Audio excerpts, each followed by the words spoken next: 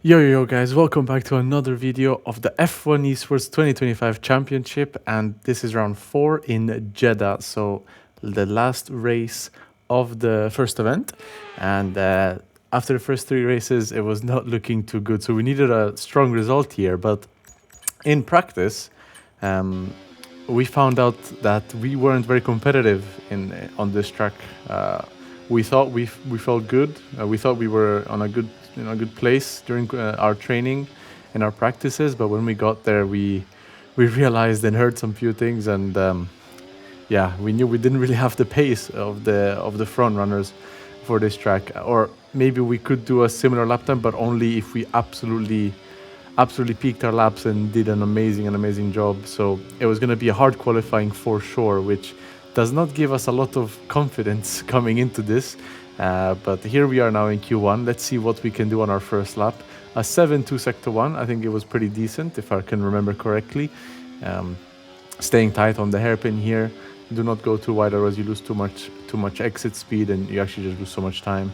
And these chicanes are so tricky to send them, and being so close to the walls, especially in a qualifying session like this. Like, you guys have seen throughout the whole year how close the gaps are, and in this series it's just, you can't afford any mistake. As we go a little bit wide there on the left, it's so easy to hit the inside wall there, and I didn't want to risk, obviously, this being my first lap, just a banker to see where it would put me and just to have a valid lap time at this point. We got down to third gear for last corner. Decent lap overall. Of course, it wasn't amazing, but there wasn't a major mistake. There wasn't anything crazy, and we do a 26.9, which for us was a good banker, for myself and Barry. Barry just about behind me, I think, not very far off. But as you can see, we are P16 and P19 or 20 for Barry. So that first lap shows that we are not really fast. So we need a very good improvement and hopefully make it to Q2, as we do a really good turn 1 there. We are 50 up now, down into turn 3 now, one of the trickiest corner, I think, of the F1 calendar, and we are up more than a tenth. So far, well, I say so far, it's not even been sector 1, but so far the lap has been close to perfect for our standards. I mean, I'm more than a tenth up here. A 6.2 first, I don't remember doing much faster than a 6.2 first in Q1 in practice. So I'm fully sending it here. I went a little bit too wide, as I said before, so I lost a bit of time, but I gained it a tiny bit back on the exit. And now I just have to make sure I can bring this home, because maybe if I improve by a tenth, I should be okay. It should put me in the top 10 positions for sure. So I'm just very focused on bringing the lap together here. 8-4 split. I think we actually go purple in the middle. We do miss the apex a little bit, but compared to the lap before, we actually gained some time. And we know that our last corner is not amazing, but I also know that I have a lot of delta that I can play with. So I don't really take risk here on the last corner. As you can see, I had to... I just saw what happened. I turned in a bit too early. I had to open up the steering wheel, and I hesitated a lot, and I lost so much time, resulting in an only 700th gain advantage or improvement. So I am out of Q1 as well as Barry. I think I'm P16, just about didn't make it through. Yeah, honestly, we were shocked. It did not feel good. This was the first time that me and Barry felt this slow. Barry doing a 9.6, myself doing a 9.0, but realistically, I should have been into Q2 for sure, and maybe fighting for a Q3. I guess in this series, you just, if you have the pace advantage, you can take it a bit more chill. But if you don't have the pace advantage and one little mistake like that in the last corner, it's just bye-bye. A little improvement by a tenth would have put me P10 or just about in the top 8 positions. So yeah, me and Barry will now start at the back of the grid, and that means nothing to lose. We're gonna do something completely random, completely weird in the race, because we have nothing to lose, and we don't know how the race will be. If we are this slow in qualifying, how's the race gonna look like? So in the trainings or in the warm-up before the race, I think we experimented with the setup a bit to maybe lower the downforce. That's what it seemed the problem. We just had too much wing. Even though we thought we were very low drag, I guess people just went even more. And I don't know, we tried it, and it just didn't work with how we set up the car or with how we drove the car. For us, it was just faster the way we set up, we did it in the end. And I mean, I wouldn't really change anything in hindsight, because in hindsight is easy to say, but back then it was our best setup and our fastest way. So yeah, Ismail Fassi, by the way, third pole position in the first 4 races. So crazy performance by him so far the championship. I think he's leading. Obviously, he's leading, I think.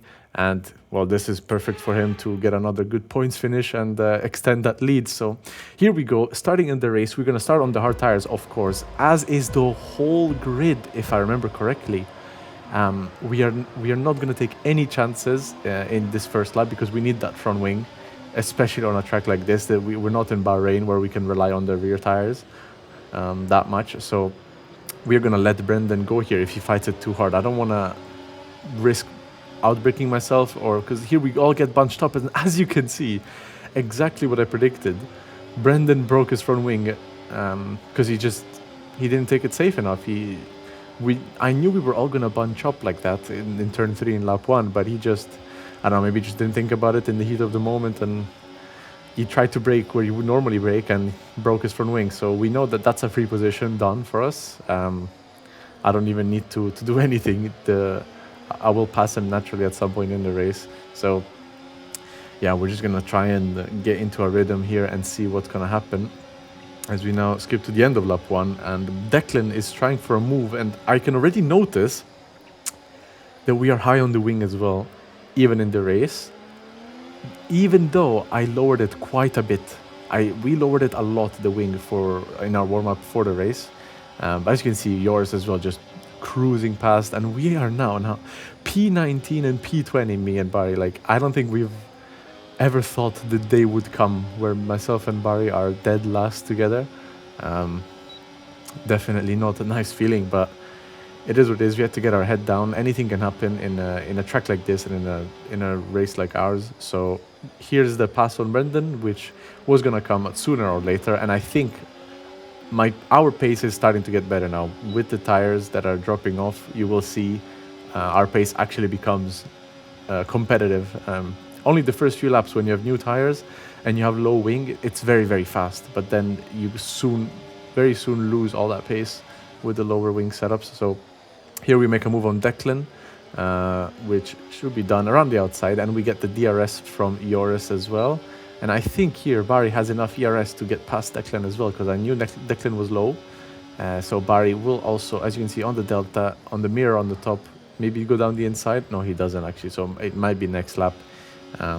Yeah, he does get past them during that lap, and we're now into lap 8. And there was 2 strategies for us here. It was either pit crazy early or crazy late, and we were debating to go crazy early, but we were so damn sure that at least one person or 2 people would pit lap 7 or 8 or 9, and no one pitted. Like, only the one Merc, I think, this lap pitted. Danny Bernie pitted, and at this moment we expected everyone, or at least half the grid almost, to just respond, because track position is key. It's huge, especially in a track like this, and only the second Merc pitted the lap after. This is the perfect scenario for Merc. Now they will be P1 and 2 on track, and no one pits again the lap after. Like, my mind was blown. Okay, yeah, 2 people pitted, but like, we couldn't believe our eyes when we saw that no one was pitting. We are lap 12, and bear in mind the mediums can do 20 laps easily on a track like this, and we just couldn't believe it, because by lap 10 it was already our strategy. We couldn't change it at that point. We were already committed to it. If we pitted lap 10 and then everyone pitted lap 11, then we would have not gained much, and then we would have worse tires and be out of the points anyway. So we just had to fully commit to a very long overcut at this point, and hopefully something happens at the front, because if nothing happens in the front, I don't even think we can catch. I think that's how good the mediums are in that second stint, especially if they can do 20 laps with no problems on full push. So yeah, we are just relying on miracles at this point as we get our first warning there. And we're now on to lap 15, and everyone is just slowly pitting. Like, 1 or 2 cars per lap, which was just so crazy to see. Something we've never seen before, and everyone talked about it afterwards, and we said, why did no one pit? Why did no one follow Mercedes? Why did no one respond to Mercedes? Why? And everyone was just as confused. I think everyone wanted to do an overcut for some reason, but we would have never done something like that if me and Barry were towards the front. And as you can see, the Mercs are leading the trains, or they are at the top of the front runners, and they're gonna fight for the win. So as you can see, Otis is the only one that just passed them, but it's Jake and Danny next to each other. But myself, I would pit lap 16 now. We can't really pit like later than this. Like we genuinely, this is genuinely so late. It's 10 laps late almost, and Barry will continue one more lap. So because we saw Barry would have the DRS from Ulas anyway, or whoever, or Joris. I don't remember who the ass in front of us was. But yeah, now this is just a few laps by myself trying to catch. Joris and Barry pitted on 1 lap, fresher tires now behind me. And we thought it was done. We thought we would finish P16 and P18. But here I hear huge crash. And as you can see, look how many people are died in front of me. We turned into Lightning McQueen, basically. And we are now P10. I'm not too sure what was going on. My engineer, Jonna and Ben, started shouting there was a huge crash. But obviously I can't exactly know what's going on or where. And I just had to fully send it. And luckily, I avoided everything. Unfortunately, Barry didn't. That's why Joris and Barry are now far behind. But we are now fighting with Tamas and Alvaro for P8. So if I can get a P8 out of this race, I will take it, honestly. I also know that there would be possible penalties above on the front runners. So I wanted to get myself within 3 or 5 seconds within the top 7. So maybe I could get an extra place if there was a penalty at the end.